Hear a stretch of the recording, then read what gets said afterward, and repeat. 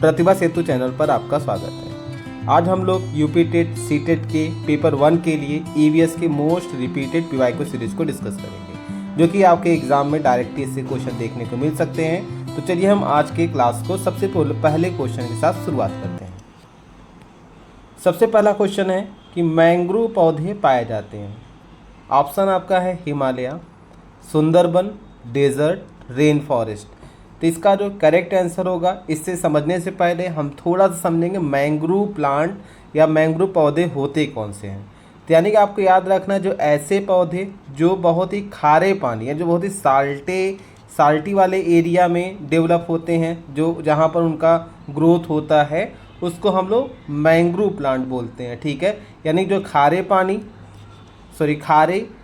पानी वाले इलाके में, साथ ही साथ जो दलदली इलाका होता है, ठीक है, दलदली यानी कि जो मार्सी एरिया होता है, वहाँ पर जो पौधे पाए जाते हैं उनको हम लोग मैंग्रोव प्लांट कहते हैं। ठीक, और ये मैंग्रोव प्लांट कहाँ पर सबसे ज़्यादा पाए जाते हैं, तो आपको याद रखना है जो हमारा सुंदरबन डेल्टा है, ठीक है, सुंदरबन डेल्टा में ये पाए जाते हैं। तो इसका ऑप्शन नंबर बी यहाँ पर करेक्ट हो जाएगा। ठीक, और जो सुंदरबन है ये कहाँ पर पाया जाता है, तो आपको याद रखना है सुंदरबन आपके पश्चिम बंगाल, भारत के आपके वेस्ट बंगाल में पाया जाता है, यह स्थित है वहाँ पर ये। ठीक है, और आपको ये भी याद रखना है सुंदरबन जो है, इसको सुंदरबन नाम क्यों दिया गया है, क्योंकि यहाँ पर एक आपका प्लांट है जिसको हम लोग बोलते हैं सुंदरी।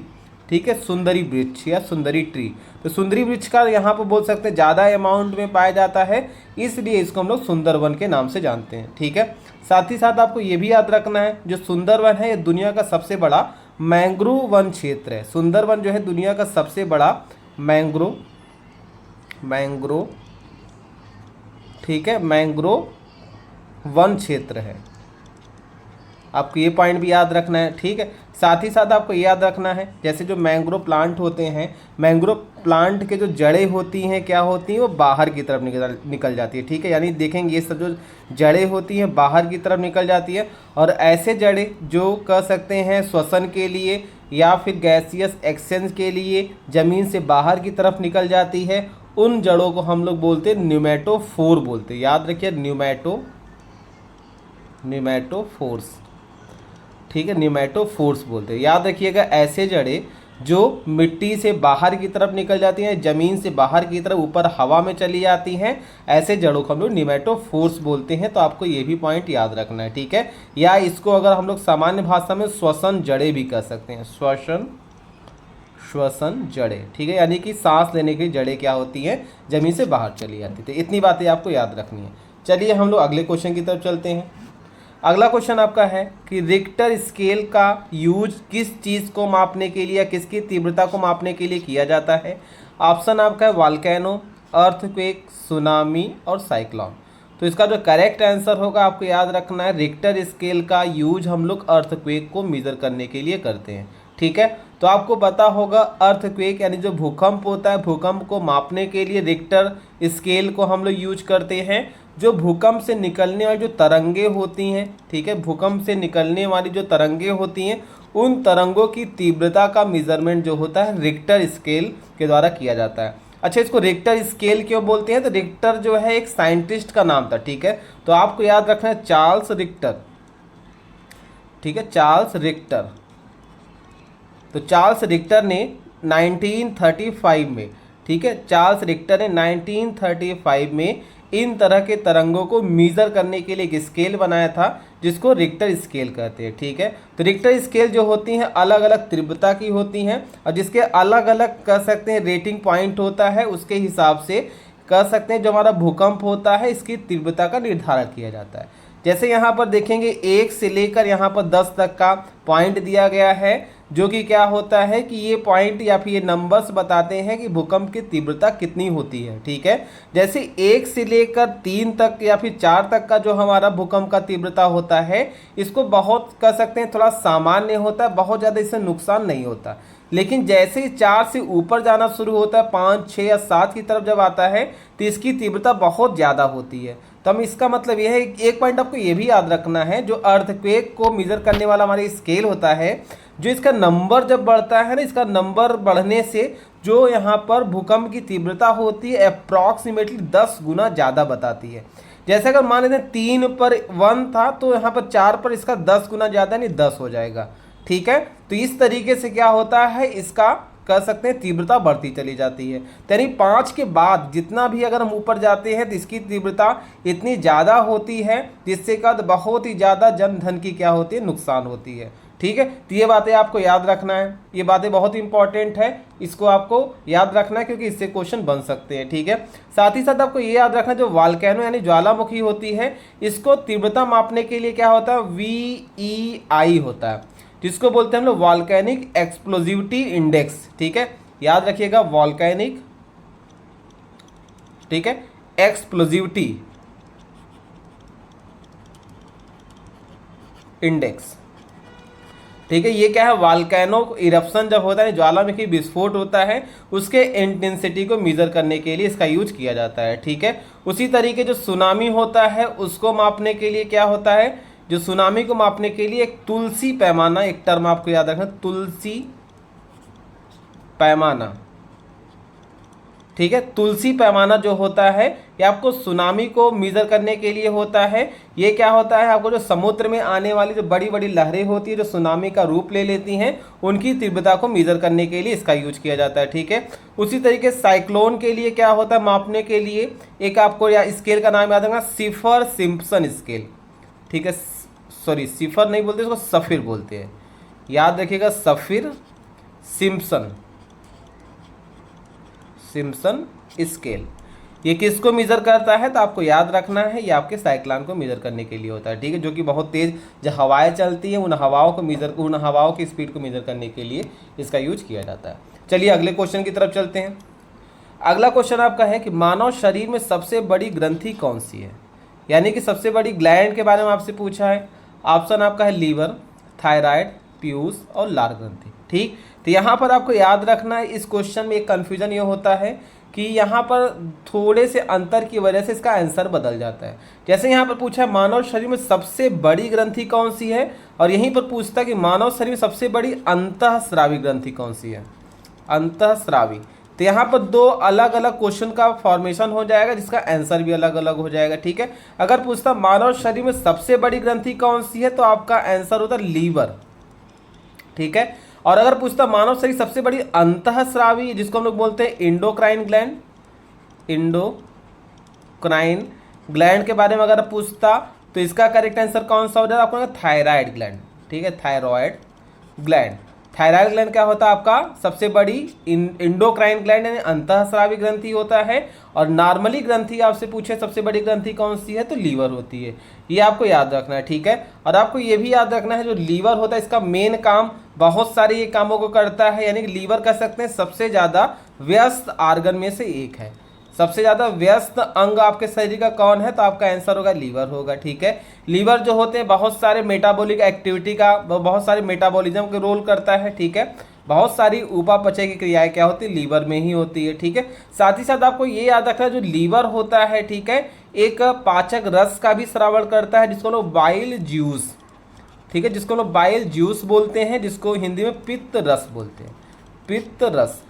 ठीक है, तो पित्त रस का श्रावण कौन करता है, आपको याद रखना लीवर करता है, लेकिन इसको स्टोर कौन करता है, तो आपको याद रखिए इस पित्त रस को स्टोर करने का काम कौन करता है, गाल ब्लैडर करता है। ठीक, गाल ब्लैडर जिसको लोग पित्ताशय बोलते हैं। ठीक है, पित्ताशय। तो पित्ताशय क्या होता है, इस पित्त रस को क्या करता है, स्टोर करने का काम करता है। ठीक है, पित्त का काम क्या होता है, तो आपको पता होगा जब हम लोग वसा खाते हैं तो वसा को छोटे छोटे कह सकते हैं मॉलिक्यूल में तोड़ने का काम करता है, इसको पायसीकरण बोलते हैं। पायसीकरण यानी कि पायसीकरण क्या होता है, जो वसा यानी फैट मॉलिक्यूल के बड़े बड़े फैट मॉलिक्यूल को छोटे छोटे फैट मॉलिक्यूल में ब्रेक करने का काम जो पित्त रस के द्वारा होता है, और इस विधि को पायसीकरण या इमल्सिफिकेशन बोलते हैं। इमल्सिफिकेशन, ये कुछ पॉइंट है जो आपको याद रखना है, ये आपके लिए बहुत इंपॉर्टेंट है। ठीक है, जो आपका जो लीवर होते हैं इसमें दो लोब होते हैं, एक आपका राइट लोब होता है, दूसरा आपका लेफ्ट लोब होता है। ठीक है, और साथ ही साथ आपको ये याद रखना है जो यहाँ पर गाल ब्लैडर होता है ये आपका बाइल जूस को स्टोर करने का काम करता है, और ये आपका सबसे लार्जेस्ट ग्लैंड होता है, आपको ये बातें भी याद रखनी है। ठीक है, साथ ही साथ आपको ये भी याद रखना है जो थायराइड ग्रंथ होता है, ठीक है, जो आपका थायराइड ग्लैंड या फिर थायराइड ग्रंथि होता है ये कहाँ पर पाया जाता है, तो आपको याद रखना है जो हमारा गले वाला रीजन होता है, ठीक है, गले में पाया जाता है, ठीक है। थायराइड ग्लैंड कौन से हार्मोन को सिक्रीट करता है, उत्सर्जन करता है, तो थायरॉक्सिन हार्मोन, ठीक है। थायरॉक्सिन हार्मोन का सिक्रीशन कौन करता है, आपका थायराइड ग्लैंड करता है, ठीक है। और ये थायरॉक्सिन हार्मोन को सिक्रीट करने के लिए कौन सा कह सकते हैं तब तो इंपॉर्टेंट होता है, तो आपको आयोडीन का नाम याद रखना, ठीक है।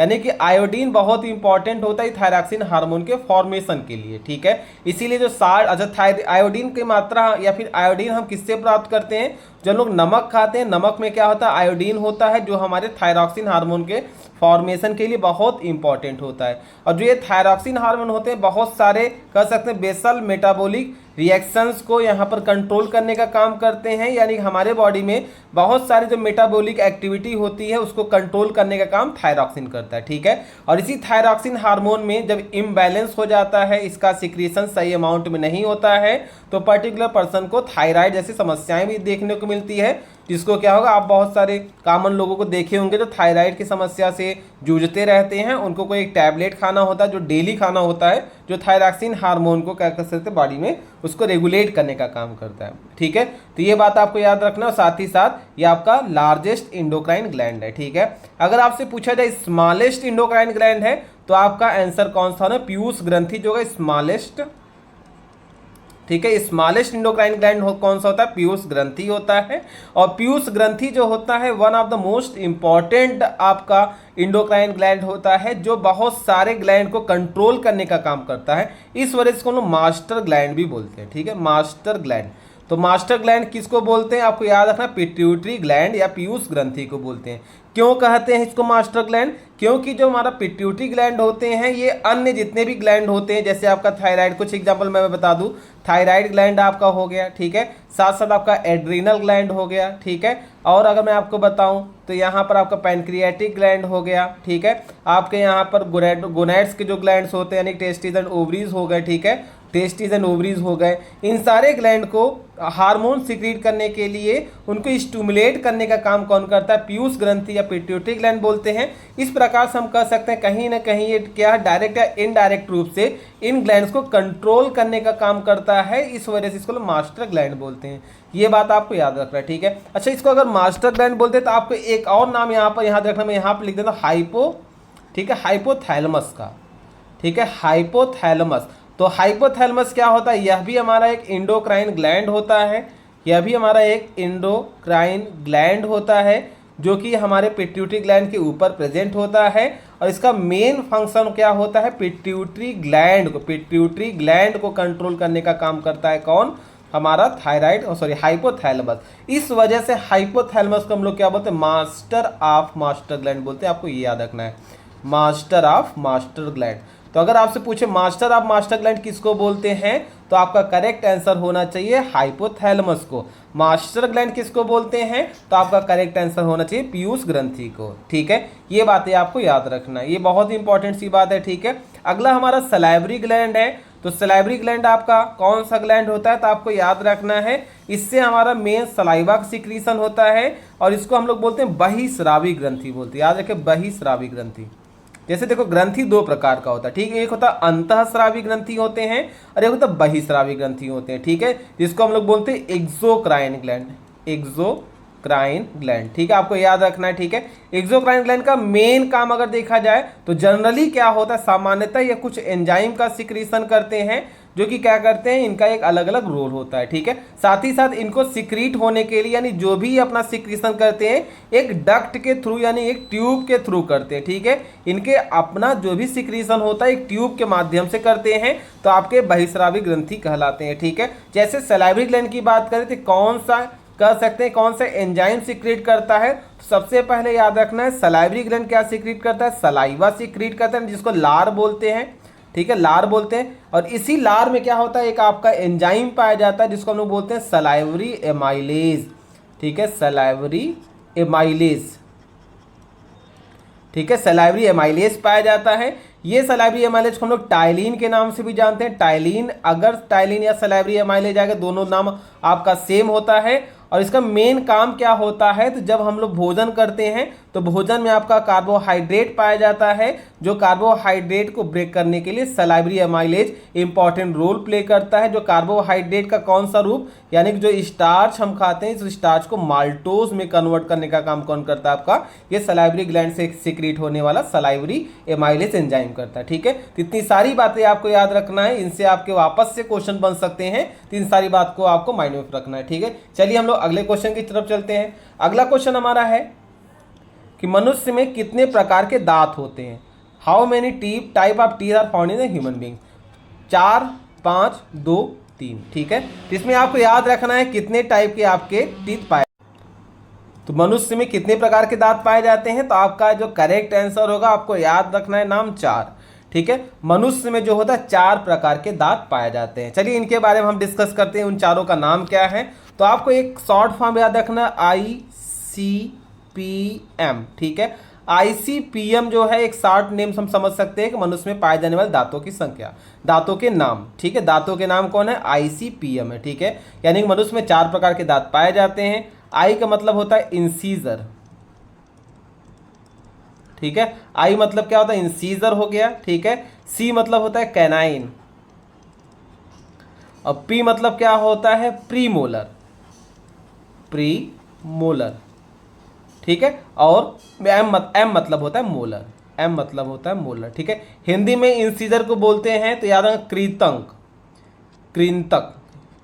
ठीक है, कृंतक हो गया। ठीक है, कैनाइन को हम लोग क्या बोलते हैं, तो याद रखना रदनक। कैनाइन को हम लोग क्या नाम से जानते हैं, रदनक नाम से जानते हैं। प्रीमोलर को हम लोग क्या बोलते हैं, अग्रचवर्णक। प्रीमोलर का नाम हो जाएगा अग्रचवर्णक। ठीक है, प्रीमोलर को हम लोग अग्रचवर्णक बोलते हैं, और मोलर को हम लोग क्या बोलते हैं, चवर्णक बोलते हैं। ठीक है, आपको ये हिंदी इंग्लिश दोनों मैंने आपको नाम बता दिया। ठीक है, तो ये वाला जो आपको याद दिखा, इसको हम लोग बोलते हैं ICPM।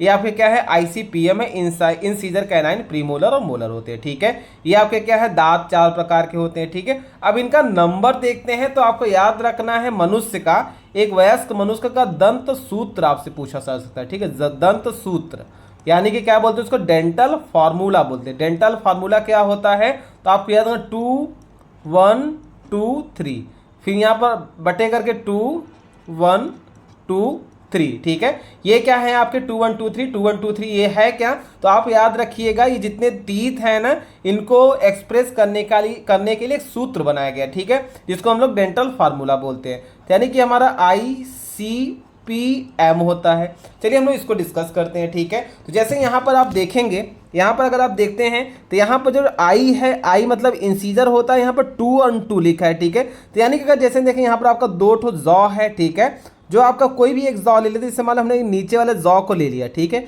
जब हम नीचे वाले जॉ की बात करते हैं, तो यहाँ पर जब हम इंसीजर की बात करते हैं, तो आपको जो इंसीजर कितने होते हैं, तो याद रखना है आपका, जैसे मान ली जॉ को मैंने 2 पार्ट में अगर ऐसे ब्रेक कर देंगे, ऐसे जॉ को मैंने 2 पार्ट में ब्रेक कर दिया, तो हाफ पार्ट में इंसीजर कितना होगा, 2। जैसे मान लेते हैं इतने में आपका जो इंसीजर का नंबर क्या होगा, आपका 2 होगा।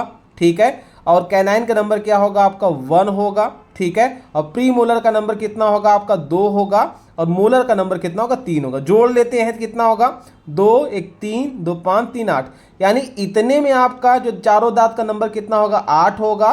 तो हाफ पार्ट में भी क्या होगा, इसका 8 ही हो जाएगा। ठीक है, यानी कि जो हमारे फार्मूला है, ये आपका सिर्फ एक ही जॉ या एक ही जबड़े को बताता है, जिसको 2 पार्ट में ब्रेक कर दिया गया। ठीक है, ऊपर वाले हाफ को बताता है, नीचे वाले हाफ को बताता है। इस वजह से जो आपका कह सकते हैं नंबर कितना हो जाएगा, 2, 1, 3, 2, 5, 3, 8, यानी कि 8 बराबर 8, यानी कि आधे पार्ट में 8 और आधे पार्ट में 8, दोनों को जोड़ देंगे कितना हो जाएगा, 16 हो जाएगा। ठीक है, यानी कि नीचे वाले नीचे वाले जबड़ों में आपका जो दांतों की संख्या कितनी होती है, 16 होती है। ठीक है, और नीचे 16 होती है तो ऊपर कितना होता है, 16 होता है। तो 16 और 16 कितना हो जाएगा, 32 हो जाएगा। तो आपको याद रखना दंत फार्मूला एक वयस्क मनुष्य का। ठीक है, ये आपके लिए इंपॉर्टेंट है, इसको आप याद रखिएगा।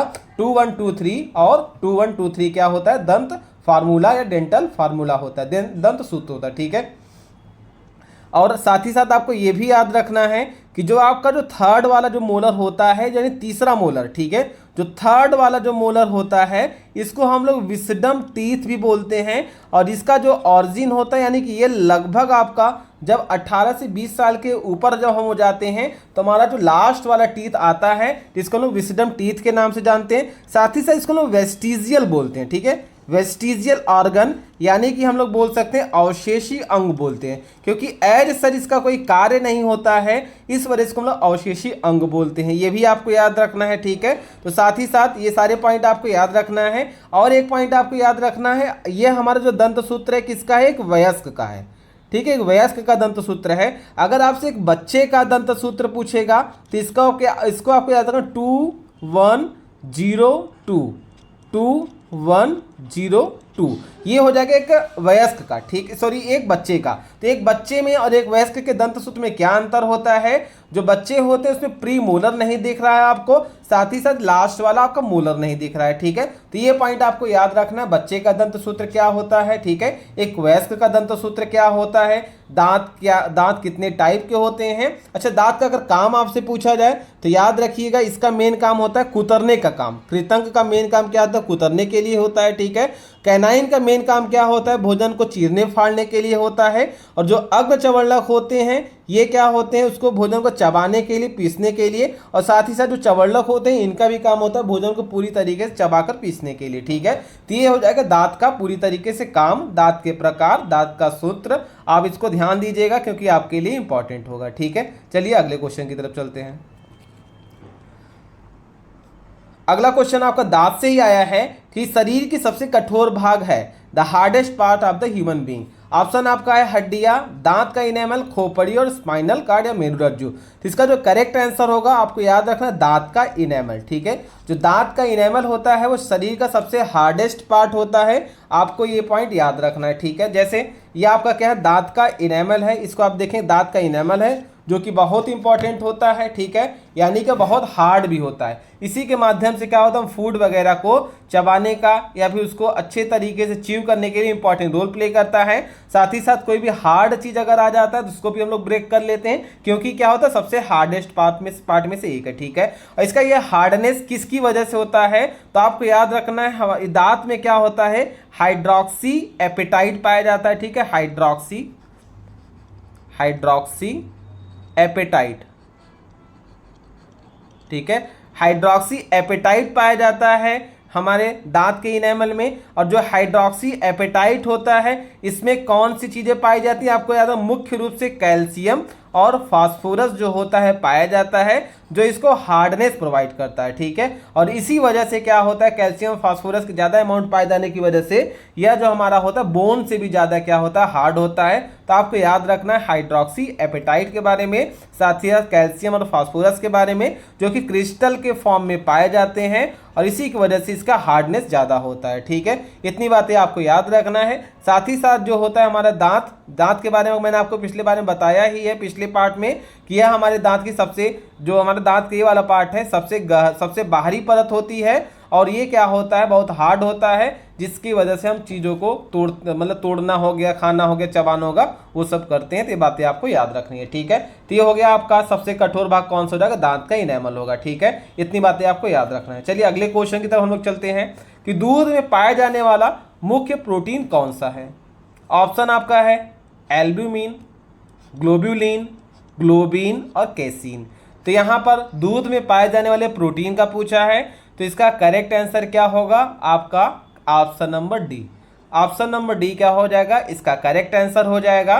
दूध में कौन सा प्रोटीन पाया जाता है, तो आपको याद रखना है कौन सा, केसीन प्रोटीन पाया जाता है। ठीक है, साथ ही साथ आपको ये भी याद रखना है दूध में जो केसीन प्रोटीन होता है, यानी कि दूध में ये जो केसीन प्रोटीन होता है यह लगभग 80% मात्रा में पाया जाता है और इसी के कारण जो होता है दूध का जो रंग होता है सफ़ेद होता है। ठीक है, अगर आपसे पूछ ले कभी दूध का रंग सफ़ेद किस प्रोटीन के कारण होता है, तो आप बता दें केसीन प्रोटीन के कारण होता है, क्योंकि लगभग 80% पाया जाता है। ठीक है, इतनी बात आपको याद रखना है। इससे रिलेटेड मैं आपको एक और पॉइंट बता देता हूँ, दूध को डाइजेस्ट करने के लिए जो नवजात शिशु होते हैं, जो यानी कि इन्फेंट होते हैं, उनके अंदर एक विशेष प्रकार का प्रोटीन को डाइजेस्ट करने वाला एंजाइम होता है जिसको हम रेनिन बोलते हैं। याद रखिएगा रेनिन। ठीक है, रेनिन एक ऐसा एंजाइम है जो सिर्फ और सिर्फ नवजात शिशुओं में ही पाया जाता है, जो दूध के प्रोटीन को डाइजेस्ट करने के लिए इंपॉर्टेंट होता है। ठीक है, जैसे जैसे जब शिशु बड़े हो जाते हैं तो उनके अंदर फिर रेनिन क्या होता है, वो इनएक्टिव हो जाता है, फिर उनके जगह पर पेप्सिन जैसे एंजाइम का सिक्रीशन होना शुरू हो जाता है। तो आपको ये भी याद रखना है ऐसा कौन सा पाचक एंजाइम है जो सिर्फ नवजात शिशुओं में ही उनका उत्सर्जन होता है या नवजात शिशुओं में उनका स्रावण होता है। तो आपको नाम याद रखना रेनिन का। ठीक है, और रेनिन का मुख्य कार्य क्या होता है, दूध के प्रोटीन को पचाना या फिर डाइजेस्ट करना, दूध के प्रोटीन को पचाना या डाइजेस्ट करना, ये आपको याद रखना है। ठीक है, इतनी पॉइंट आपको याद रखना है दूध से रिलेटेड। ठीक, साथ ही साथ आपको ये भी याद रखना है जो अदर ऑप्शन दिया गया है, एल्ब्यूमिन आपका किस में पाया जाता है, तो आप याद रखिएगा यह हमारा जो अंडे का सफेद भाग होता है यानी कि व्हाइट पार्ट। ठीक है, जो अंडे का व्हाइट पार्ट होता है, जैसे मान लीजिए हमारा एक एग है, ठीक है, यहाँ पर आपका पीला वाला पार्ट होता है।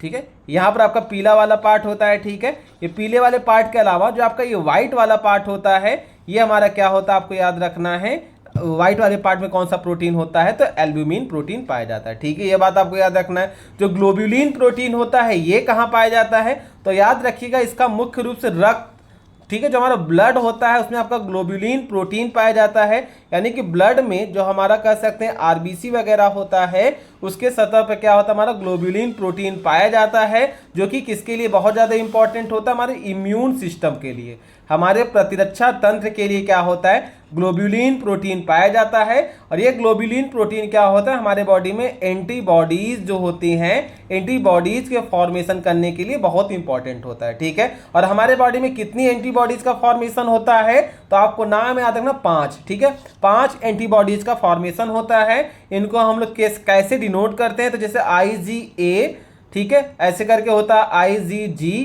ठीक है, IgM, ठीक है, IgE और IG, ये E हो गया, और IG यहाँ पे D हो गया। ठीक है, यानी कि इम्यूनोग्लोबुलिन A ऐसे करके 5 क्या होते हैं, हमारे एंटीबॉडीज होते हैं जिसका अलग अलग फंक्शन होता है। इसको हम लोग फिर कभी किसी वीडियो में समझा देंगे कि इसका हर एक एंटीबॉडीज का क्या फंक्शन होता है, किस कहाँ पर इसका क्या रोल होता है, इसके बारे में डिस्कस कर लेंगे। ठीक है, अगला हमारा कौन है, केसिन, जिसको हमने डिस्कस किया ही है। तो जो केसिन किस में पाया जाता है, तो आपको याद रखना है,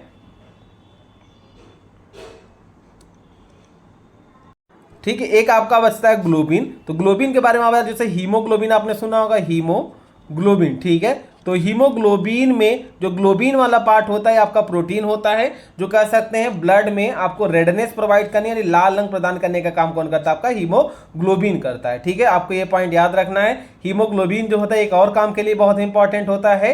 हीमोग्लोबिन जब हम रेस्पायरेशन करते हैं, सांस लेते हैं, उसमें ऑक्सीजन को बाइंड अप करके पूरे बॉडी में ट्रांसपोर्ट करने का काम कौन करता है, तो आपको याद रखना है हीमोग्लोबिन करता है। ठीक है, इतनी सारी बातें आपको याद रखना है। चलिए अगले क्वेश्चन की तरफ चलते हैं। अगला क्वेश्चन आपका, निम्नलिखित में से किस विटामिन में कोबाल्ट होता है। Option number A vitamin B2, second B12, third में आपका है विटामिन B6 और लास्ट में आपका B10। ठीक है, यानी कि मैंने आपको इससे पहले वाले वीडियो में आपको विटामिन B कॉम्प्लेक्स के सारे नाम बताए थे, तो आपको अगर नाम याद होगा तो आप आसानी से इसके आंसर तक पहुंच सकते हैं। ठीक है, तो आपको याद रखना है कि विटामिन B के कौन से पार्ट में आपको कोबाल्ट पाया जाता है, तो आप एक विटामिन का नाम सुने होंगे जिसका नाम है साइनोकोबालामीन। ठीक है, कौन सा विटामिन है, आपको याद होगा साइनोकोबालामीन।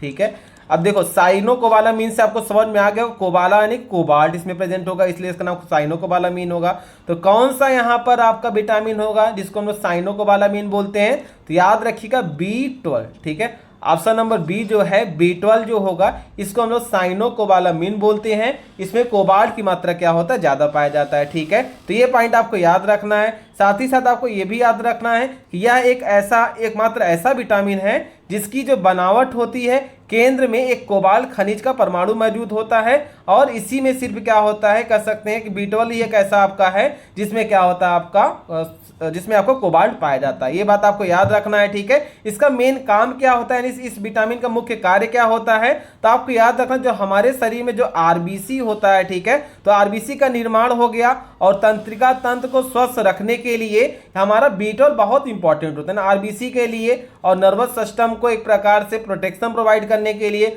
उनको स्वस्थ रखने के लिए विटामिन B12 बहुत इंपॉर्टेंट होता है। और इसका स्रोत क्या होता है अगर आपसे पूछा जाएगा, इसका स्रोत होता है मुख्य रूप से जो दूध हो गया, ठीक है, दूध, दही, पनीर, ठीक है, ये अंडा, ये सब क्या है, कुछ ऐसे चीजें हैं जहां पर आपको विटामिन B12 आसानी से मिल सकता है और आपके शरीर के लिए इतने इंपॉर्टेंट होते हैं, ठीक है। तो ये सारी बातें आपको याद रखना है क्योंकि इससे आपके एग्जाम में क्वेश्चन बन सकते हैं, तो इसको आपको ध्यान देना है, ठीक है। अगले क्वेश्चन की तरफ चलते हैं हम।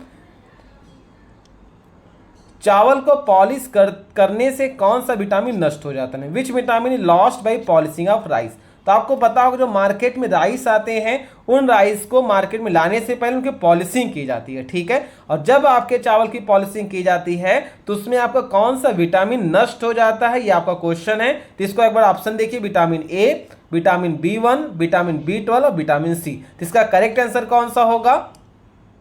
इसका करेक्ट आंसर हो जाएगा विटामिन B1, ठीक है। इसका करेक्ट आंसर आपको याद रखना, विटामिन B1 इसका करेक्ट आंसर हो जाएगा, ठीक है।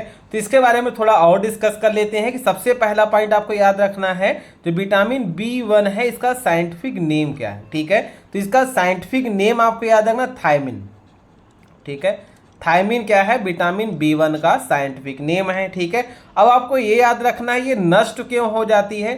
सेकेंड पॉइंट हमको ये डिस्कस करना है कि आपका विटामिन B1 जब आपके चावल को पॉलिश किया जाता है तो ये नष्ट क्यों हो जाती है, ठीक है। तो आपको याद रखना है कि जो हमारा विटामिन B1 होता है ये आपके चावल के बाहरी परत पर पाया जाता है, ठीक है, बाहरी परत, ठीक है, बाहरी परत। और साथ ही साथ जो चावल के अंदर भ्रूण होता है, भ्रूण, इम्ब्रियो, ठीक है, इम्ब्रियो में क्या होता है ये आपका पाया जाता है। और जब मशीनों द्वारा इसको चमकाया जाता है, पॉलिश किया जाता है तो यह पौष्टिक जो ये हमारा कह सकते हैं बाहरी परत पूरी तरीके से हट जाता है, जिससे क्या होता है हमारा विटामिन B1 नष्ट हो जाता है। आपको ये पॉइंट याद रखना है कि विटामिन B1 चावल के बाहरी परत और उसके भ्रूण में पाया जाता है, और जब चावल को मशीनों के द्वारा पॉलिश किया जाता है तो इसका बाहरी परत क्या होता है, हट जाता है, जिससे क्या होता है हमारी यह विटामिन नष्ट हो जाता है। तो आपको ये पॉइंट याद रखना है। अच्छा, इस विटामिन से कौन सा डिजीज होता है इसकी कमी से? अगर B1 यानी कि हम लगातार हमारे बॉडी में B1 की कमी होती रहेगी तो हमको कौन सा रोग होगा? तो आपको नाम याद रखना, बेरी, ठीक है, बेरी। ये क्या है? विटामिन B1 की कमी से होने वाला रोग का नाम है, ठीक है। साथ ही साथ आपको ये भी याद रखना है इसकी कमी से आपके बॉडी में जो आपका नर्वस सिस्टम होता है यानी कि तंत्रिका तंत्र, साथ ही साथ जो आपका हार्ट होता है ये प्रभावित होता है, ठीक है। इतनी बातें आपको याद रखना है विटामिन B1 के बारे में, ठीक है। और अगर आपसे क्वेश्चन पूछा जाए जो हमारा विटामिन होते हैं ये आपके दो ग्रुप में डिवाइड किया गया, ठीक है, यानी कि जो विटामिन होते हैं इसको हम लोग दो ग्रुप में डिवाइड करते हैं। एक होता है जल में घुलनशील विटामिन होता है, ठीक है, दूसरा होता है वसा में घुलनशील विटामिन, ठीक है। तो आपसे क्वेश्चन पूछा जाएगा जल में घुलनशील विटामिन कौन कौन से हैं, तो आपको याद रखना जल में आपका सिर्फ दो विटामिन का नाम याद रखना, विटामिन B और C, ये जल में घुलनशील विटामिन होते हैं। और जो वसा वाले विटामिन कौन से, जो इसके बच जाएंगे, ठीक है, यानी कि vitamin A, vitamin D, vitamin E, vitamin K, ठीक है। आपके जो विटामिन A, D, E के जो होते हैं वसा में घुलनशील विटामिन होते हैं, और विटामिन B और C जो होते हैं जल में घुलनशील विटामिन होते हैं। आपको ये पॉइंट भी याद रखना है। इससे आपका क्वेश्चन और तैयार हो जाएगा कि जो हमारा विटामिन B कॉम्प्लेक्स है वो जल में घुलनशील विटामिन है कि वसा में घुलनशील है, ठीक है। तो आपका करेक्ट आंसर होगा जल में घुलनशील विटामिन होते हैं, ठीक है। और साथ ही साथ जो अन्य ऑप्शन दिए गए जैसे विटामिन A के बारे में बात करें तो विटामिन A का जो साइंटिफिक नेम है तो आपको याद रखना है, इसको हम लोग क्या बोलते हैं, रेटिनॉल बोलते हैं, ठीक है, रेटिनॉल, ठीक है, रेटिनॉल। अच्छा, रेटिनॉल बोलने से आपको एक टर्म सुनाई दे रहा होगा, रेटिना। तो रेटिना कहाँ पर पाया जाता है? हमारे आंख में पाया जाता है, ठीक है। यानी कह सकते हैं यह विटामिन हमारे आंखों की रोशनी के लिए बहुत इंपॉर्टेंट होता है। तो इसकी कमी से अगर मान लेते हैं हमारे पास विटामिन A की कमी रहेगी तो हमको क्या होगा, साफ साफ नहीं दिखाई देगा, उसको लोग रतौंधी बोलते हैं, यानी कि नाइट ब्लाइंडनेस बोलते हैं, ठीक है। तो ये पॉइंट आपको याद रखना है, ठीक। जो हमारा विटामिन B12 होता है तो इसको आपको अभी जस्ट बताया गया था, इसमें क्या होता है, कोबाल्ट पाया जाता है, और इसको हम लोग साइंटिफिक नेम मैंने आपको बताया था क्या है, तो आप कमेंट करके बताइएगा इसका साइंटिफिक नेम क्या है। अभी मैंने आपको इससे पहले वाले स्लाइड में मैंने आपको बताया था, तो इसको आपको बताना है, ठीक है। और विटामिन C का नाम भी आपको याद रखना है, इसको हम लोग कौन से विटामिन बोलते हैं, एस्कॉर्बिक एसिड बोलते हैं, ठीक है, एस्कॉर्बिक ठीक है। एस्कॉर्बिक एसिड होता है, इसका आपका क्या है, विटामिन सी का नाम, ठीक है। ये आपके जनरली जो खट्टे फल होते हैं यानी जो खट्टे चीज़ें होती हैं उसमें आपका एस्कॉर्बिक एसिड पाया जाता है। तो ये पॉइंट आपको याद रखना है। इससे मैं एक और क्वेश्चन पूछता हूँ, जो एस्कॉर्बिक एसिड होता है यानी विटामिन सी की डेफिशिएंसी से कौन सा डिजीज होगा, इसको आप कमेंट में बताएंगे, ठीक है। चलिए हम लोग अगले क्वेश्चन की तरफ चलते हैं। अगला क्वेश्चन आपका है कि ओजोन की परत की मोटाई नापने के लिए किस इकाई का प्रयोग किया जाता है, यानी कि ओजोन की जो मोटाई है उसको मेजर करने कौन सी यूनिट हम लोग यूज करते हैं। ऑप्शन आपका डेसिबल, पास्कल, वेबर, डॉप्सन, ठीक है। तो इसका जो करेक्ट आंसर होगा, याद रखिएगा, ऑप्शन नंबर डी इसका करेक्ट आंसर हो जाएगा, डॉप्सन, ठीक है। यानी डॉप्सन जो होता है आपके ओजोन परत की मोटाई मेजर करने के लिए इंपॉर्टेंट होता है। ये पॉइंट आपको याद रखना है, ठीक है। चलिए इसके बारे में थोड़ी और बातें करते हैं जो कि आपके एग्जाम पॉइंट ऑफ व्यू से इंपॉर्टेंट हो सकता है। तो याद रखिएगा, जो ओजोन परत होता है, इस ओजोन परत में ओजोन का सूत्र क्या होता है, तो आपको नाम याद रखना, O3। O3 क्या होता है, ओजोन का सूत्र होता है, ठीक है। और ये O3 का फॉर्मेशन कैसे होता है, तो याद रखिएगा, जब आपके ऑक्सीजन मॉलिक्यूल में क्या होता है, यूवी रेज पड़ता है तो आपके ऑक्सीजन क्या होते हैं, ब्रेक हो जाते हैं अलग अलग एंटिटी में, ठीक है। फिर यही ऑक्सीजन जो होता है, ऑक्सीजन यही जो हमारा फ्री ऑक्सीजन जो होता है, ये आपके ऑक्सीजन से बाइंड अप करके क्या होता है, O3 का फॉर्मेशन कर लेता है। तो आपको ये पॉइंट भी याद रखना है, ठीक है। साथ ही साथ आपको याद रखना है, जो हमारा ओजोन लेयर होता है इसकी मोटाई को मेजर करना होता है। तो हम कैसे बताते हैं कितना मोटा है, तो इसको हम लोग बताते हैं यूनिट में, उस यूनिट को हम लोग क्या बोलते हैं, डॉप्सन बोलते हैं, ठीक है। और एक पॉइंट आपको ये भी याद रखना है कि अगर जो हमारे ओजोन में, जो हमारे वायुमंडल में ओजोन परत की जो मोटाई होती है वो सामान्यतः कितनी होती है, 300 होनी चाहिए, ठीक है। लेकिन अगर 300 से कम होनी शुरू हो गई, जैसे मान लेते हैं यहाँ पर, यहाँ तक का आपका ओजोन की जो मोटाई है मान लेते हैं 300 डॉप्सन है, ठीक है, 300 डॉप्सन है। अगर 300 डॉप्सन से कम यानी मान लेते हैं लगभग 200 के आसपास अगर आ जाएगी जिस भी एरिया में, तो उसको हम लोग क्या बोलेंगे, ओजोन होल बोलना शुरू कर देंगे, क्योंकि उसकी मोटाई इतनी कम हो गई है कि वहां से यूवी रेस क्या है आसानी से हमारे अर्थ के एटमॉस्फेयर में इंटर कर सकता है, जो कि हमारे लिए बहुत हानिकारक होता है, ठीक है। तो ये पॉइंट आपको याद रखना है कि ओजोन परत की मोटाई से हम लोग पता कर सकते हैं कहां पर ओजोन परत कितनी मोटी है और कहां पर कितनी मोटी या फिर कितनी मात्रा में होनी चाहिए जो कि नॉर्मल है, और इससे कम होने पर आपको पता चलेगा कि ओजोन होल या ओजोन छिद्र कहां पर बनी हुई है, ठीक है। तो ये आपको याद रखना, ये आपके इंपॉर्टेंट है आपके एग्जाम पॉइंट ऑफ व्यू से। अगर अन्य ऑप्शन की बात करें तो आपको याद रखना, जो डेसिबल होता है, डेसिबल से हम किसकी एंटिटी या फिर बोल सकते हैं किसका मात्रक होगा, तो आप याद रखिएगा, जो हम लोग बोलते हैं तो यानी कि हमारा जो साउंड होता है, साउंड को मेजर करने के लिए क्या होता है, हमारा डेसिबल को यूज करते हैं, ठीक है। जैसे जब हम लोग सामान्य बातचीत करते हैं तो कितने डेसिबल का साउंड प्रोड्यूस करते हैं, तो आपको याद होगा 60 डेसिबल का, ठीक है। और एक पॉइंट और याद रखना है, अगर हमारा जो डेसिबल की यूनिट है वो 85 से ऊपर चली जाए, ठीक है, तो उसको हम लोग नॉइज पोल्यूशन में करते हैं, जो कि हमारे लिए क्या होता है, बहुत ही हानिकारक होता है। इससे हमको सुनने संबंधी समस्याएं हो सकती है, या फिर हम लोग बहरे हो सकते हैं, या फिर बहरापन की शिकायत आ सकती है। तो ये पॉइंट आपको याद रखना है, ठीक है। और जो अगला हमारा यूनिट दिया पास्कल, ठीक, जो पास्कल होता है, तो पास्कल किसको मेजर करता है, आपको याद है दाब को यानी प्रेशर को, ठीक है। प्रेशर को मापने के लिए क्या होता है, पास्कल का यूज किया जाता है, जो कि हमारे एटमॉस्फेयर में जो दाब होता है यानी कि जो प्रेशर होता है उसको हम लोग बताते हैं पास्कल के फॉर्म में बताते हैं, ठीक है, ये याद रखना है। साथ ही साथ जो हमारा वेबर होता है, वेबर किसको मेजर करता है, यानी जो हमारा मैग्नेटिक फ्लक्स यानी जो चुंबकीय प्रवाह, यानी जब आप फिजिक्स में पढ़ते हैं चुंबकत्व वाला चैप्टर मैग्नेटिज्म वाला, तो वहां पर चुंबकीय प्रवाह नाम का एक टर्म पढ़ते हैं, तो उसको मेजर करने के लिए हमारा कौन सी यूनिट का यूज किया जाता है, वेबर का यूज किया जाता है, ठीक है। तो ये आपको याद रखना है, ठीक है। चलिए अगले क्वेश्चन की तरफ चलते हैं। अगला क्वेश्चन आपका है कि अकॉर्डिंग टू पॉपुलेशन साइज यानी जनसंख्या के अनुसार सबसे बड़ा महाद्वीप कौन सा है, ठीक है। तो यहाँ पर ऑप्शन आपका दिया Europe, Asia, north America, Africa. ये बहुत ही आसान सा क्वेश्चन है, क्योंकि आपको पता है कि हमारा देश साथ ही साथ हमारा एक पड़ोसी देश है, ठीक है, यानी कि इंडिया, और साथ ही साथ क्या है, चाइना। इंडिया और चाइना ये किस कंटिनेंट के भाग है, तो आपको पता होगा एशिया के पार्ट है, ठीक है। और सबसे ज्यादा पॉपुलेशन वर्ल्ड में किसके पास है, इंडिया के पास और चाइना के पास है। तो इस वजह से किसका सही आंसर क्या हो जाएगा, एशिया इसका करेक्ट आंसर हो जाएगा। ठीक है, एशिया में अगर कहा जाए तो जितना वर्ल्ड का पॉपुलेशन है उसका 60% पॉपुलेशन कहां पर रहता है, सिर्फ एशिया में रहता है, अप्रॉक्सीमेटली जो 4.7 अरब के आसपास है। ठीक है, और क्षेत्रफल में भी क्या है हमारा एशिया, थोड़ा सा कह सकते हैं क्षेत्रफल की दृष्टि से भी अगर हम बात करें तो एशिया क्या होगा, सबसे बड़ा हमारा उपमहाद्वीप होता है, जो क्या होता है कि जहां पर ज्यादा जनसंख्या निवास करता है। ठीक है, तो इसका करेक्ट आंसर कौन सा होगा, बी हो जाएगा। चलिए अगले क्वेश्चन की तरफ चलते हैं हम। अगला क्वेश्चन हमारा है कि in which state is the gulf of Mannar marine national park located, यानी निम्नलिखित में से कौन से राज्य में गल्फ ऑफ मन्नार मरीन राष्ट्रीय पार्क स्थित होता है। ऑप्शन आपका है गुजरात, तमिलनाडु, अंडमान एंड निकोबार और वेस्ट बंगाल या पश्चिम बंगाल। तो इसका जो करेक्ट आंसर होगा आपको याद रखना ऑप्शन नंबर बी। ठीक है, जो गल्फ ऑफ मन्नार या मन्नार की जो खाड़ी होती है उसमें आपका जो मरीन नेशनल पार्क है मन्नार के नाम से, वो आपके तमिलनाडु में स्थित होता है। आपको ये पॉइंट याद रखना है। ठीक है, साथ ही साथ आपको यह भी याद रखना है कि जो आपका तमिलनाडु में तूतीकोरिन नाम आपने सुना होगा, तो तूतीकोरिन में ही क्या होता है, मन्नार की खाड़ी में आपका ये नेशनल पार्क पाया जाता है। ठीक है, तो आपको इतनी पॉइंट याद रखना है। और जो हमारा ये मरीन नेशनल पार्क है यहां पर कहा जाता है कोरल रीफ पाया जाता है। ठीक है, कोरल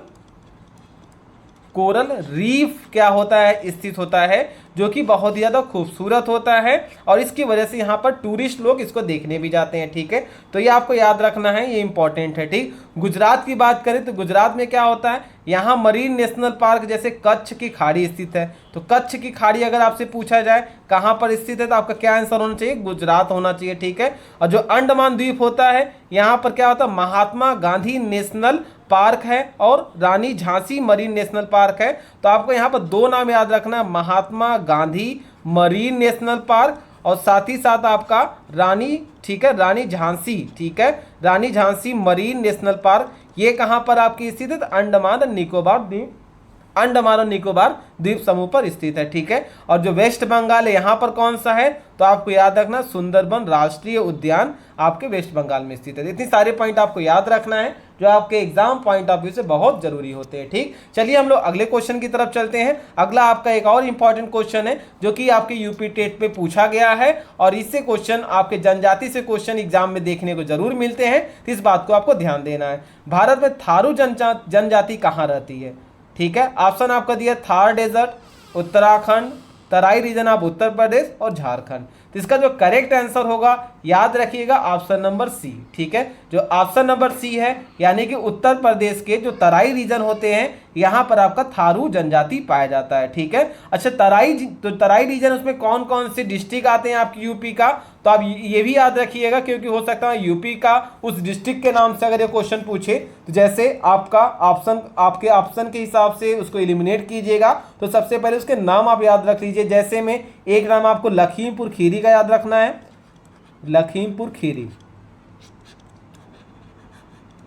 ठीक है, एक नाम और मैं बता देता हूं, ठीक है, बहराइच हो गया, ठीक है, श्रावस्ती हो गए। ठीक है, ये कुछ ऐसे नाम हैं जहां पर क्या होता है आपके थारू जनजाति पाई जाती है। ठीक है, और साथ ही साथ आपको ये भी याद रखना है यह उत्तर प्रदेश सबसे बड़ी जनजातियों में से एक है, क्योंकि खुद दिख रहा है कि इतने सारे एरिया में फैले हैं तो इसका मतलब इनका नंबर ज़्यादा होगा। तो एक प्रकार से अगर ये क्वेश्चन पूछा जाए यूपी की सबसे बड़ी जनजाति कौन सी है, तो यहाँ पर आपका कौन सा आंसर है, थारू जनजाति। यानी कि आपका जो नया यूपी टेट का पेपर होने वाला है जुलाई में, इससे ये क्वेश्चन बन सकते हैं कि यूपी की सबसे बड़ी जनजाति का नाम बताइए, कौन सा हो जाएगा, थारू जनजाति होगा। ये आपके कौन से जिले या कौन से एरिया में पाए जाते हैं, तो आपके उत्तर प्रदेश के तराई क्षेत्र में, जिसमें से कौन से जिले आते हैं, लखीमपुर खीरी, बहराइच, श्रावस्ती, ये कुछ ऐसे एरिया होते हैं, कुछ ऐसे डिस्ट्रिक्ट होते हैं जहाँ पे थारू जनजाति आते हैं। ठीक है, आपको याद रखना है, ये बहुत आपके इंपॉर्टेंट है। ठीक है, अच्छा यहाँ पे देखिए भ्रमित करने के लिए थारू जनजाति के लिए आपका ऑप्शन कौन दिया, थार दे दिया। ठीक है, थार मरुस्थल। तो बहुत सारे गेस करने में ये भी कर सकते थारू है, यानी हो सकता है कि इसी जनजाति को थार मरुस्थल बोलते हैं, तो इसका ए टिक कर लेंगे तो आपका एक नंबर कट हो जाएगा। ठीक है, तो यहाँ पर आपको याद रखना है कभी कभी कुछ गेस जो होते हैं ऐसे दे ही दिए जाते हैं ताकि जो छात्र होते हैं भ्रमित होकर उस ऑप्शन को क्लिक कर ले। ठीक है, तो यहाँ पर आपका करेक्ट आंसर कौन सा होगा, आपको याद रखना है उत्तर प्रदेश का तराई क्षेत्र। ठीक है, साथ ही साथ अगर मैं बताऊं जो थार मरुस्थल वगैरह होता है, यहाँ पर आपके कौन से जनजाति पाए जाते हैं? तो याद रखिएगा, जैसे भील हो गया, एक आप नाम याद रखेंगे भील, ठीक है, भील हो गया, या इसको हम लोग क्या बोलते हैं? गरासिया, ठीक है, भील या गरासिया।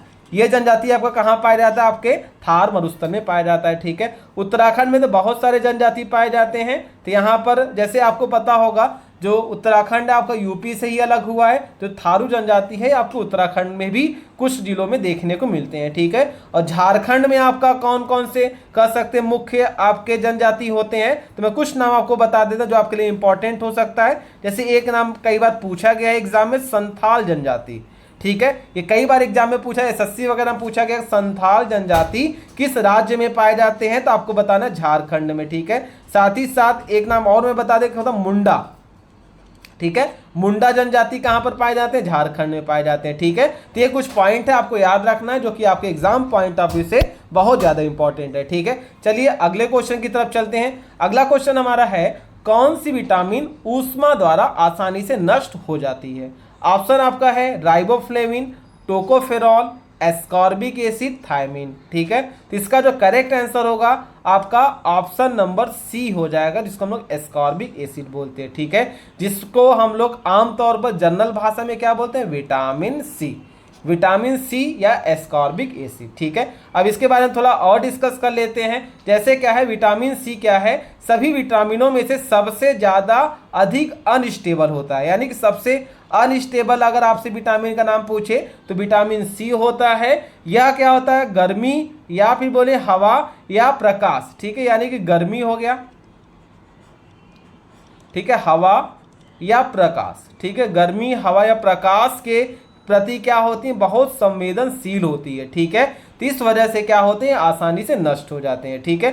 साथ ही साथ एक पॉइंट में अगर और आपको बताऊं कि जब हम विटामिन सी से भरपूर भोजन जैसे नींबू है, संतरा है, टमाटर, हरी मिर्च को उबालते हैं तो या क्या होते हैं? तेज आंच में पकाते हैं तो जो उनका रासायनिक ढांचा जो होता है, जो उनका केमिकल कंपोजिशन होता है वो टूट जाता है, और इसके कारण क्या होता है? भोजन में मौजूद विटामिन सी आसानी से नष्ट हो जाते हैं, ठीक है। तो इसका मतलब क्या है कि हम कहते हैं अगर विटामिन सी हमको लेना है तो हम इसको बिना किसी गर्म किए हुए, बिना इसको बस कर सकते हैं कि ज़्यादा लाइट के एक्सपोजर में, इसको हम लोग आसानी से सामान्य तापमान पे सामान्य स्थिति में अगर खाते हैं तभी हमारे शरीर में विटामिन सी की जो आवश्यकता होती है वो पूरी होगी। तो ये पॉइंट आपको याद रखना है, ठीक। तो इतनी बातें आपको विटामिन सी से रिलेटेड याद रखना है। इससे पहले अभी हमने विटामिन सी से बहुत सारी चीज़ें आपको बताया ही है, तो उसको आपको याद रखना है, ठीक है।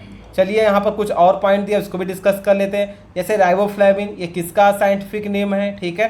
टोकोफेरॉल, ये किसका साइंटिफिक नेम है, और थायमिन, ये किसका साइंटिफिक नेम है, ठीक है। अभी मैंने आपको बताया ही, जैसे राइबोफ्लेविन किसका आपका साइंटिफिक नेम है तो आपको याद रखना है B2 का। टोकोफेरॉल किसका साइंटिफिक नेम है तो आपको नाम याद है विटामिन ई का।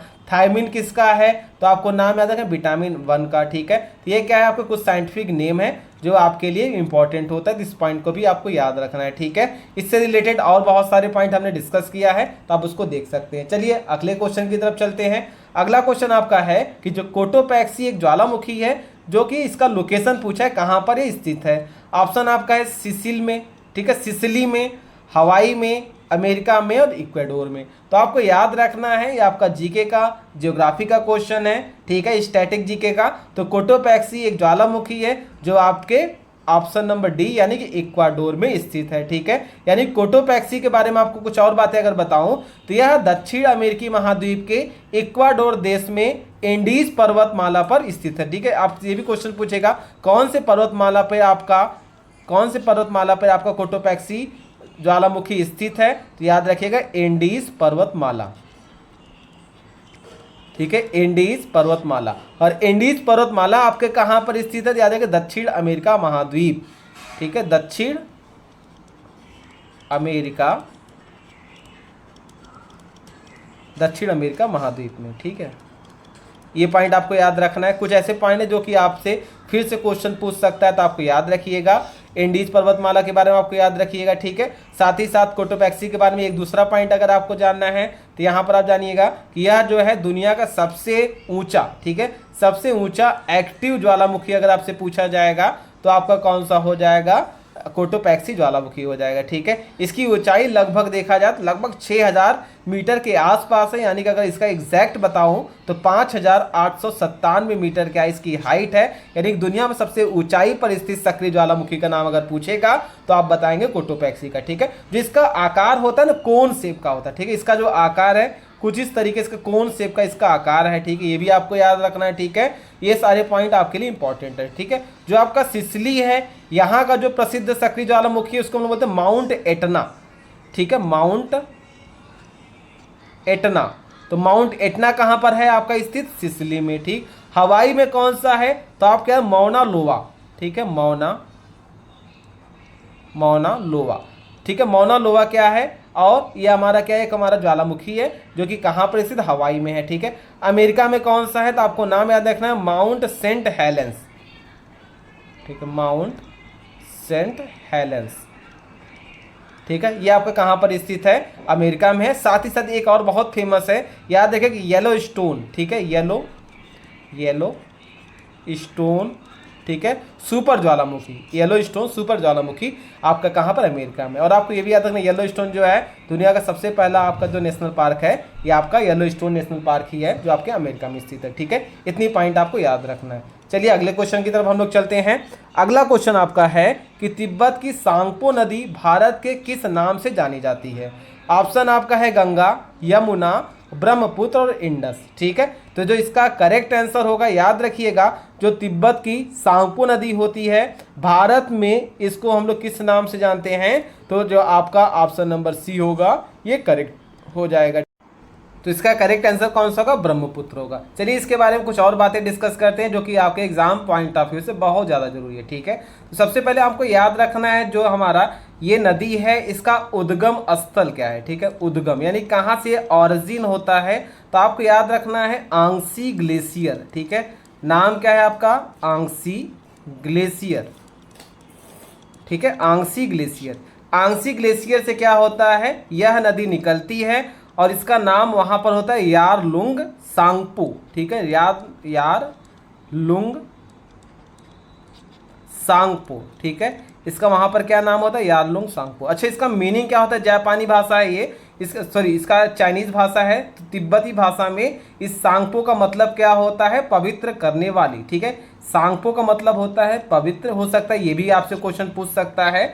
तो हर एक पॉइंट इंपॉर्टेंट है कि कब कौन से पॉइंट से क्वेश्चन पूछ लेगा हम उसके बारे में नहीं जान सकते। ठीक है, तो हमको सारे पॉइंट डिस्कस करने हैं और सारे पॉइंट को याद करना है। ठीक है, तो सांगपो का मतलब क्या होता है? पवित्र करने वाली। ठीक है, और एक पॉइंट आपको ये भी याद रखना है, जब ये आपका सांगपो नदी भारत में प्रवेश करती है तो कौन से राज्य से प्रवेश करती है आपके इंपॉर्टेंट है। तो आपका करेक्ट आंसर याद रखिएगा अरुणाचल प्रदेश। ठीक है, ठीक है, जो अरुणाचल प्रदेश है यहाँ से क्या होता है आपका ये नदी इंटर करती है। ठीक है, और जब ये नदी वहाँ पर इंटर करती है अरुणाचल प्रदेश में तब इसका नाम बदल जाता है। ये ऐसी नदी है ना, इसका नाम जो है जगह जगह पर अलग अलग नाम से जाना जा रहा है। ठीक है, तो जब ये अरुणाचल प्रदेश यानी इंडिया में जब ये इंटर करती है तो इसको हम लोग दिहांग, नाम आपको याद रखना दिहांग, या इसको कहीं कहीं पर सियांग। ठीक है, दिहांग या सियांग के नाम से जाना जाता है जब ये नदी भारत में इंटर करती है। ठीक है, अभी देखिए इसमें ब्रह्मपुत्र नहीं आया, अभी हमने दिहांग या सियांग तक भी पहुंचे। ठीक है, ब्रह्मपुत्र कब कहेंगे उसकी बात को हम लोग डिस्कस करते हैं। ठीक, जब यह नदी असम की घाटी में पहुंचती है। ठीक है, याद रखिएगा जब यह नदी असम की घाटी में पहुंचती है और इसमें दो तो सहायक नदियां मिलती है, उनका नाम मैं आपको बता दें, दिहांग वहां पर बताया था, उससे कंफ्यूज मत होइए, यहाँ पर दिबांग है। ठीक है, आपका क्या नाम है? दिबांग, और एक साथ साथ एक और नाम क्या याद रखना? लोहित।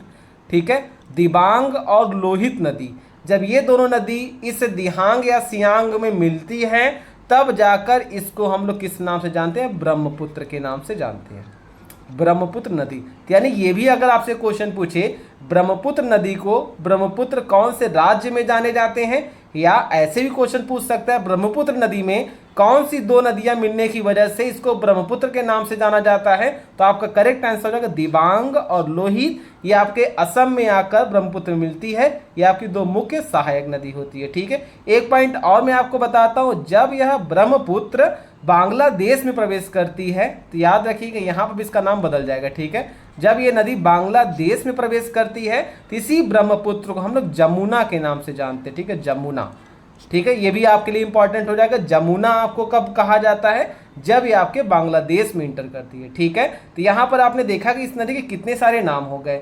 आंगसी ग्लेशियर से निकला है, ठीक है, आपको कुछ रिवाइज कर देते 1 मिनट के अंदर। आंगसी ग्लेशियर से निकला है और इसको हम लोग यारलुंग सांगपो बोलते हैं। सांगपो का मतलब होता है पवित्र करने वाली नदी। ठीक है, और जब ये भारत में इंटर करती है तो कौन से राज्य से इंटर करती है, अरुणाचल प्रदेश में। इसका नाम क्या हो जाता है, दिहांग या सियांग हो जाता है। जब ये असम की घाटी से असम में प्रवेश करती है तो यहाँ पे 2 सहायक नदियाँ, एक है दिबांग और लोहित। जब इसमें मिलती है तब इसको जाकर हम लोग ब्रह्मपुत्र बोलते हैं। ठीक है, असम से होता हुआ जब ये बांग्लादेश में जाती है इसको हम लोग जमुना के नाम से जानते हैं। इतनी सारी पॉइंट आपको याद रखना है, ये आपके एग्जाम पॉइंट ऑफ व्यू से बहुत ज़्यादा जरूरी होता है। ठीक है, जैसे यहाँ पे गंगा, यमुना और सिंधु है, इनका एक अलग अलग कर सकते हैं सेपरेट वीडियो हम लोग बनाकर डाल देंगे, जो कि आपके एग्जाम पॉइंट ऑफ व्यू से भी इंपॉर्टेंट हो जाएगा। साथ ही साथ आपको जनरल नॉलेज के लिए, आपके जानकारी के लिए भी ये कर सकते हैं इंपॉर्टेंट रहेगा। ठीक है, जरूरी नहीं है कि हम सारे चीज़ सिर्फ एग्जाम पॉइंट ऑफ व्यू के लिए ही पढ़े, कुछ चीज़ें हम अपनी जानकारी के लिए भी पढ़ेंगे जो कि हमारे लिए, हमारे कर सकते हैं जनरल नॉलेज को इंक्रीज करेगी और हमको थोड़ा सा इंटरेस्टिंग चीज़ों को जानना चाहिए भी। ठीक है, चलिए, हमारा ये आज का अंतिम सवाल था। अभी तक हम लोगों ने 15 सवालों को डिस्कस किया है जो कि बहुत इंपॉर्टेंट था। इसके हर एक एक्सप्लेनेशन को आपको याद करना है। ये आपके जितने भी क्वेश्चन थे सबके सब PYQ ही थे। ठीक है, यूपी टेट, सी-टेट, ये अलग अलग राज्यों में जो आपका EVS का पार्ट आता है वहां से सारे क्वेश्चन उठाए गए हैं जो आपके एग्जाम में कर सकते हैं। इनसे क्वेश्चन आ भी सकते हैं, तो आपको याद रखना है। इसके एक्सप्लेनेशन को जो हम लोग डिस्कस करते हैं वो भी आपके लिए इंपॉर्टेंट है, क्योंकि एक्सप्लेनेशन जो हम आपको बताते हैं उस एक्सप्लेनेशन में लगभग आपका वो टॉपिक कवर हो जाता है, जो कि आपके एग्जाम पॉइंट ऑफ व्यू के लिए बहुत ज़्यादा जरूरी होता है। ठीक है, तो अगर आपको हमारा कंटेंट अच्छा लगता है, अगर हमारा वीडियो अच्छा लगता है, तो आप हमारे चैनल को लाइक कीजिए, जिससे आपको जब हम लोग नेक्स्ट वीडियो डालेंगे तो आपको वहां से देख सकते हैं। बेल आइकन पर क्लिक कीजिए ताकि आपको नोटिफिकेशन मिलता रहे। और आपको हमारा वीडियो अच्छा लगता है तो अपने दोस्तों को, अपने कर सकते हैं सहपाठियों को वहां पर आप सजेस्ट कीजिए, ताकि वो भी इससे फायदा मिले और उनका टेट, यूपी टेट या सी-टेट आसानी से क्वालिफाई हो जाए, तो आप इसको जुड़ सकते हैं। ठीक है, तो अभी के लिए आपको थैंक यू सो मच।